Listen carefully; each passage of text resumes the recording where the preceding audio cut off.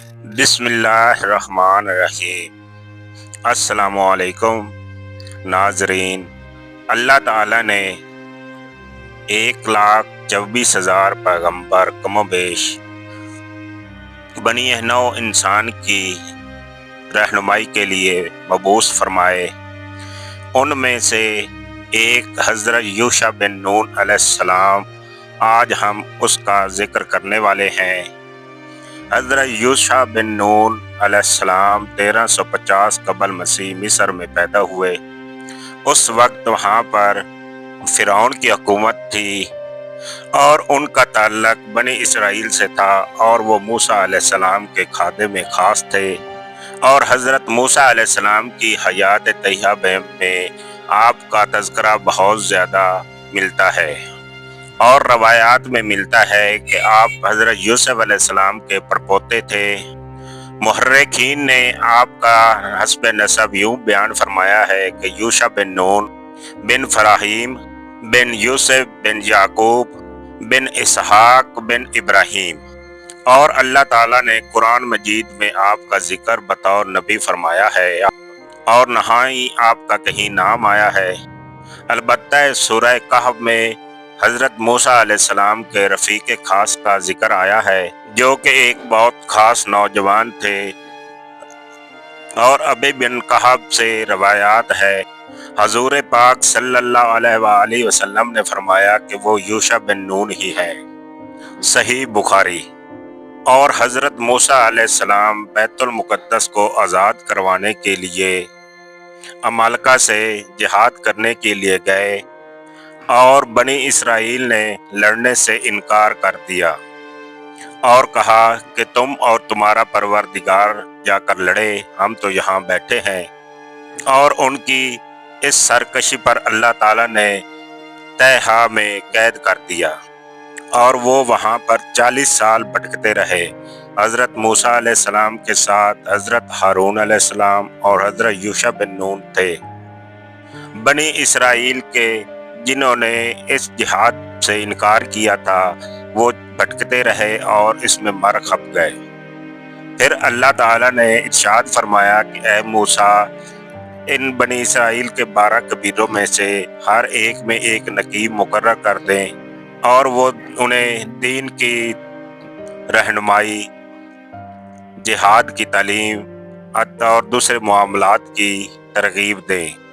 دراصل یہ تیاری قوم عمالقہ سے جہاد کے لیے تھی، اور قرآن مجید میں ارشاد ہے کہ اللہ تعالیٰ نے بنی اسرائیل سے عہد لیا اور انہی میں سے 12 سردار بنائے، اور اللہ تعالیٰ نے فرمایا میں تمہارے ساتھ ہوں اگر تم میرے رسولوں پر ایمان لاؤ، نماز ادا کرو اور زکوٰۃ دو، اور اللہ تعالیٰ کو قرض حسنہ دو، میں تم میں سے برائیوں کو دور کر دوں گا، اور پھر میں تمہیں ایسے باغوں میں داخل کروں گا جس کے نیچے نہریں بہتی ہوں گی۔ اور پھر جو اس راستے سے بھٹک گیا وہ سیدھا گمراہ ہوا۔ سورہ مائدہ آیت نمبر 12۔ اور پھر حضرت موسیٰ علیہ السلام نے ان میں سے 12 قبیلوں میں 12 سردار مقرر فرمائے، اور حضرت یوشع بن نون کو ان تمام 12 قبیلوں کا رہنما مقرر کر دیا۔ اور ابھی وادی تہہ کی سزا پوری بھی نہ ہوئی تھی کہ پہلے حضرت ہارون علیہ السلام اور ان کے 2 سال بعد حضرت موسیٰ علیہ السلام اس دنیا سے انتقال فرما گئے تھے، اور حضرت موسیٰ علیہ السلام نے اپنی وفات سے پہلے حضرت یوشع بن نون کو اپنا نائب اور خلیفہ مقرر فرما دیا تھا۔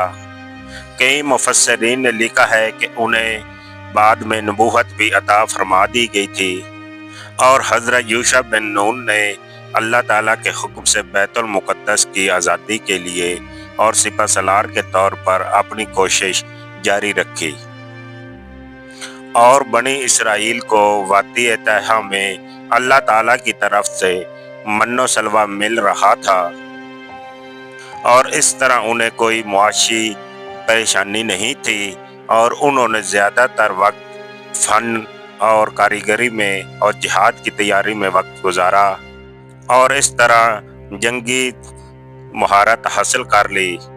اور جب بنی اسرائیل نے 40 سال مکمل کر لیے تو اللہ تعالیٰ نے حضرت یوشع بن نون کو حکم دیا کہ بیت المقدس کی طرف جاؤ اور قوم عمالقہ سے اور دیگر قبائل سے جنگ کر کے اپنے آباء و اجداد کی سرزمین کو آزاد کرواؤ، اور بنی اسرائیل کی نئی نسل کو اپنے والدین آباء و اجداد کی جہاد سے انکار کا علم تھا، اور بیت المقدس ان کا اپنا آبائی گھر تھا، اس لیے وہ بخوشی جہاد کے لیے راضی ہو گئے۔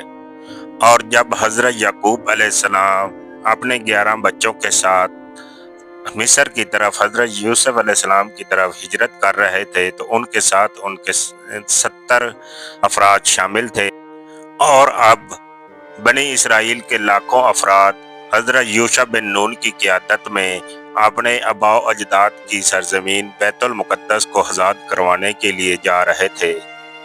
اور پھر حضرت یوشع بن نون علیہ السلام اب بنی اسرائیل کو لے کر وادی طٰہا میں سے نکلے تو اس وقت ان کے ساتھ 12 قبائل کے تقریباً 6 لاکھ افراد شامل تھے۔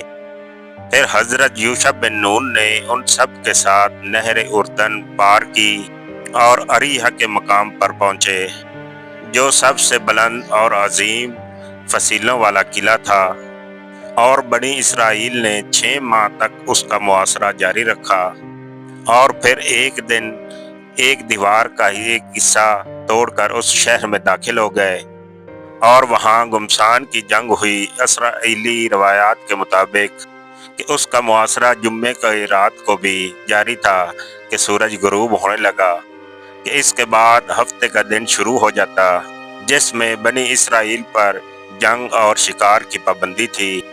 اور پھر یوشع علیہ السلام نے فرمایا، اے ہفتہ کے دن تو بھی اللہ کا حکم کا پابند ہے اور میں بھی، اے اللہ اس سورج کو غروب ہونے سے روک دے۔ اور اللہ تعالیٰ نے سورج غروب ہونے سے روک دیا۔ اس طرح حضرت یوشع بن نون نے شہر کو فتح کر لیا۔ بعض روایات میں آتا ہے کہ یہ واقعہ بیت المقدس کی فتح کے وقت آیا تھا۔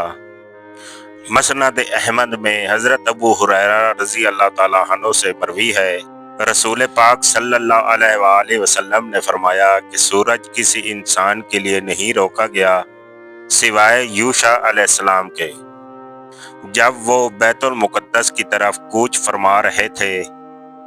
اور اسی روایت سے حدیث سے معلوم ہوتا ہے کہ حضرت یوشع علیہ السلام نے ہی بیت المقدس کو فتح کیا، اور یہ سورج کا واقعہ بھی حضرت یوشع بن نون کی مدح میں ہوا۔ حضرت یوشع علیہ السلام بنی اسرائیل کو لے کر کنعان کے شہر اریحہ کی سرزمین کی طرف بڑھے، اور قدیم محاصرے اور جنگ کے بعد قوم عمالقہ کو شکست دی، اور اس طرح کنعان کے دوسرے شہروں کو فتح کرتے ہوئے فلسطین کی سرزمین میں پہنچ گئے۔ اور اس طرح اللہ تعالیٰ نے اپنا وعدہ پورا کرتے ہوئے فلسطین، بیت المقدس، کنعان اور شام بنی اسرائیل کے حوالے کر دیا۔ ابن کثیر نے لکھا ہے کہ اس جنگ کے دوران بہت زیادہ مال و دولت ان کے ہاتھ آیا، 12,000 مردوں اور عورتوں کو تحریک کیا گیا، بہت سے بادشاہوں سے جنگ چھڑی۔ کہا جاتا ہے کہ یوشع بن نون نے شام کے 31 بادشاہوں کو شکست دے کر غلبہ پایا تھا۔ اللہ تعالیٰ نے یوشع علیہ السلام کی قیادت میں بنی اسرائیل کو زبردست فتح سے ہمکنار کیا تھا، اور ان کو بیت المقدس سمیت دوسری سرزمین کا اور اپنی آبائی سرزمین کا مالک بنا دیا۔ اور اللہ تعالیٰ نے فرمایا کہ جب شہر میں داخل ہوں تو متکبر غرور میں نہ داخل ہونا، بلکہ نہایت عاجزی و انکساری کے ساتھ استغفار کرتے ہوئے، جھکتے ہوئے اور رکوع کی حالت میں شہر میں داخل ہوں، اور اپنی زبان پر حتہ کا ذکر جاری رکھیں، یعنی کہ اے اللہ ہمیں بخش دے، اور پھر ہم تمہارے گناہ اس طرح اللہ تعالیٰ تمہیں معاف کر دیں گے اور لوگوں کو مزید نیکیاں بخش دیں گے، اور سجدہ شکر بجا لانا اللہ تعالیٰ تمہارے لیے مزید آسانیاں پیدا فرما دے گا۔ سورہ بقرہ میں اللہ تعالیٰ فرماتے ہیں، اور جب ہم نے کہا کہ اس بستی میں داخل ہو جاؤ اور یہاں سے خوب کھاؤ پیو، اور دروازے میں داخل ہوتے ہوئے سجدہ کرتے ہوئے داخل ہونا، اور حتیٰ یعنی اللہ تعالیٰ مجھے معاف کرتے جانا کہتے جانا داخل ہونا، تو ہم نیکی کرنے والوں کو اور زیادہ دیں گے۔ سورہ بقرہ آیت نمبر 58۔ اور سورہ احراب میں ہے کہ جب تم اس شہر میں داخل ہو اور جہاں سے جی چاہے کھاؤ پیو، اور جب شہر میں داخل ہو تو حتیٰ کہنا، اور جب دروازے میں داخل ہونا تو سجدہ کرنا، ہم تمہارے گناہ معاف کر دیں گے اور نیکی کرنے والوں کو اور زیادہ دیں گے۔ سورہ اعراف آیت نمبر 161۔ حضرت یوشع علیہ السلام نے بنی اسرائیل کو اللہ تعالیٰ کا حکم پہنچایا اور وعد و نصیحت کی، اور انہیں اس پر عمل کرنے کی منع و تاکید فرمائی، لیکن ناشکری اور سرکشی بنی اسرائیل میں رچی ہوئی تھی، اور انہوں نے حضرت یوشع علیہ السلام کے حکم کی پرواہ نہ کی، اور اللہ تعالیٰ کے حکم کی نافرمانی کرتے ہوئے توبہ استغفار کرنے کی بجائے غرور و تکبر، تمسخر مذاق اڑاتے ہوئے غرور کے ساتھ داخل ہونے لگے۔ بنی اسرائیل کا ناشکرا اور نخوت پسند اور نافرمانی ایک بار پھر اللہ کی ناراضی کا سبب بنی، اور ان پر عذاب نازل کیا گیا۔ اللہ تعالیٰ سورۃ البقرہ میں فرماتے ہیں، اور پھر ان ظالموں نے جو بات ان سے کہی گئی تھی بدل دی، اور پھر ہم نے ان کے فسق و نافرمانی کی وجہ سے ان پر آسمانی عذاب نازل کیا۔ سورہ بقرہ آیت نمبر 59۔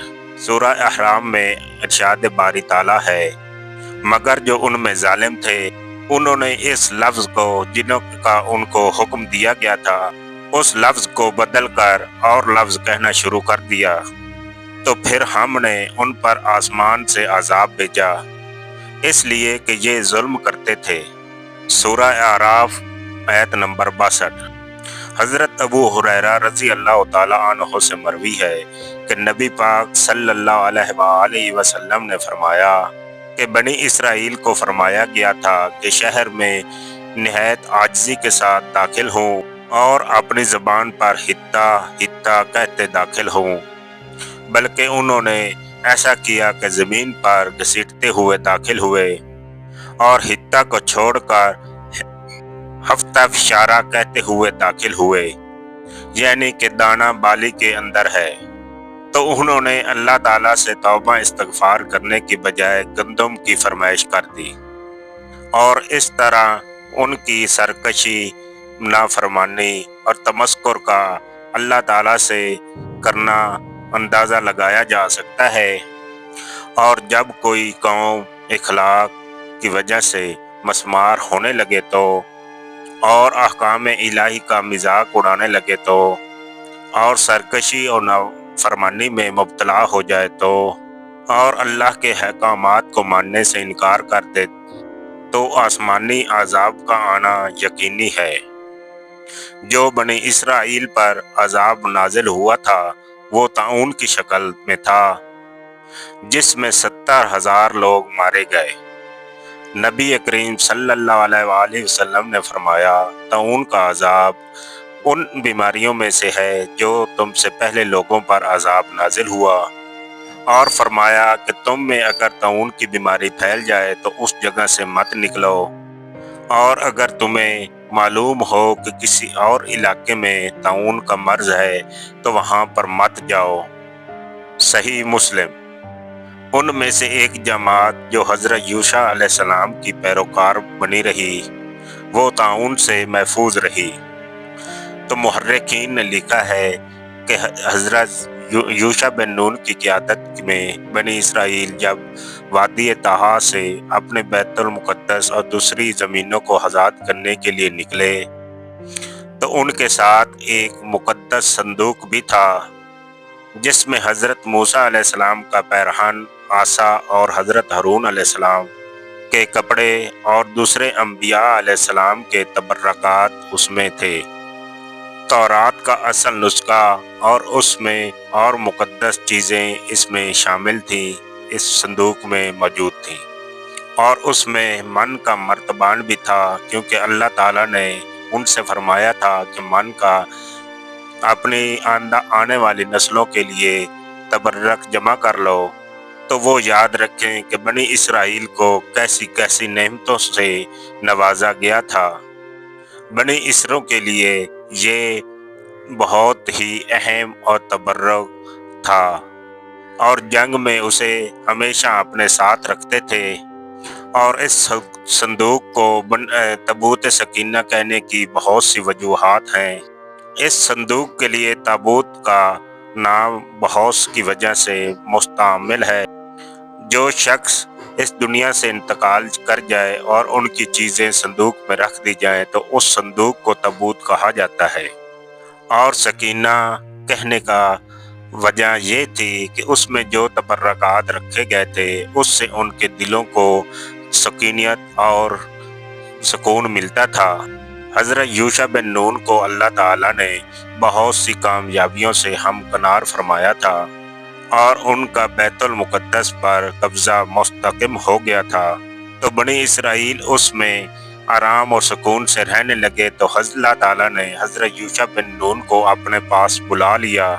اس وقت آپ کی عمر 127 سال تھی۔ آپ حضرت موسیٰ علیہ السلام کے بعد 27 سال حیات رہے۔ آپ کا انتقال ارض کنعان میں ہوا، اور آپ کی اپنے آباء و اجداد کے ساتھ تدفین ہوئی۔ اور یاد رہے، مصر، فلسطین اور عراق میں حضرت یوشع بن نون کے سے منسوب بہت سے مزارات موجود ہیں، اور ہم اس طرح دوسرے انبیاء علیہ السلام، صحابہ کرام اور دوسرے پاک ہستیوں کے بارے میں ویڈیوز بناتے رہیں گے۔ آپ لوگوں سے گزارش ہے کہ آپ میری ویڈیو کو لائک کیجئے، چینل کو سبسکرائب کر کے بیل آئیکن دبا دیجئے تاکہ آپ کو میری ہر آنے والی ویڈیوز ملتی رہیں، اور دوستوں کے ساتھ شیئر کیجئے تاکہ وہ بھی ان ویڈیوز سے استفادہ حاصل کر سکیں۔ والسلام۔